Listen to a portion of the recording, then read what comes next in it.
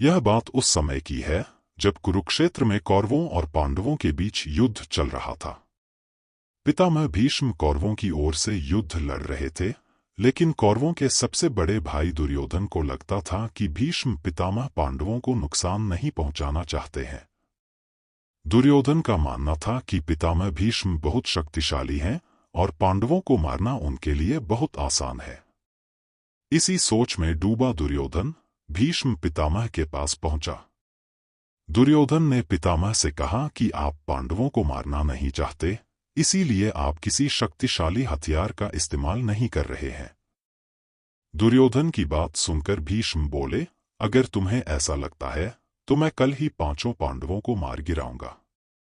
मेरे पास 5 चमत्कारी तीर हैं, जिनका उपयोग मैं कल युद्ध में करूंगा।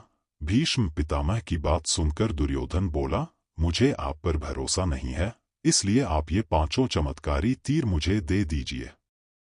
मैं इन्हें अपने कमरे में सुरक्षित रखूंगा। भीष्म ने वो 5 तीर दुर्योधन को दे दिए। दूसरी ओर श्री कृष्ण को इस बात का पता चल गया। उन्होंने अर्जुन को इस बात की जानकारी दी। अर्जुन यह सुनकर घबरा गया और सोचने लगा कि इस मुसीबत से कैसे बचा जाए।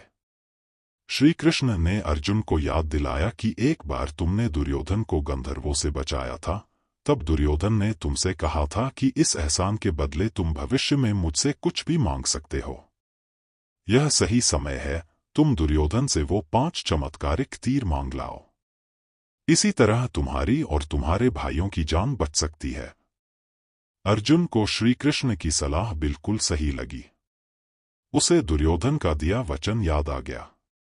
ऐसा कहा जाता है कि उस समय सब अपने दिए गए वचन जरूर निभाते थे।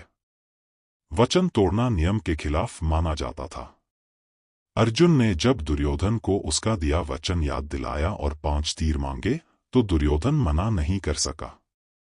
दुर्योधन ने अपना वचन निभाया और वो तीर अर्जुन को दे दिए। इस तरह श्री कृष्ण ने अपने भक्त पांडवों की रक्षा की।